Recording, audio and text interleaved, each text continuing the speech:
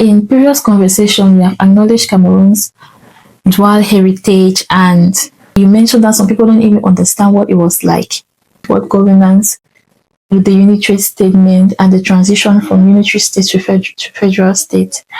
The level of ignorance in Cameroon about its political history across the spectrum is disturbing, you will not believe. And that's a real tragedy.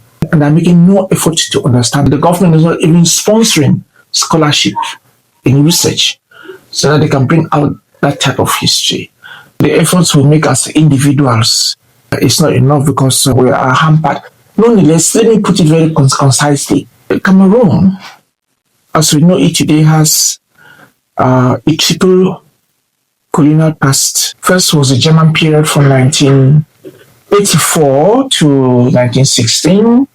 The Germans were chased out of Cameroon by the British and the French, and then they took over and divided German Cameroon into two disproportionate parts. One part, a smaller slice, was placed under British tutelage and a larger chunk under the French. Now, the British Cameroons and the French Cameroons evolved under different political systems for over 40 years. This means that you had English-speaking Cameroon, which developed distinct political institutions and culture.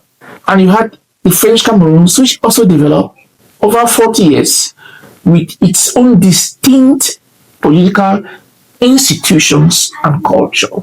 Now, Anglophone Cameroon, I want to emphasize this point, evolved in a federal setup, a federal frame. Francophone Cameroon evolved in a unitary and highly centralized frame. There are two different political cultures. The coming together of the two Cameroons in a political marriage known as unification or reunification in 1961 meant that there had to be a political formula of coexistence. The Francophones, under what was called East Cameroon, were not ready to overhaul their political system along federal lines as the Anglophones were prescribing, the Anglophones were advocating. They didn't want that because they saw political risks in it. But the Anglophones wanted a federal setup so that it could protect their values, it could protect their political culture. They tried to strike a compromise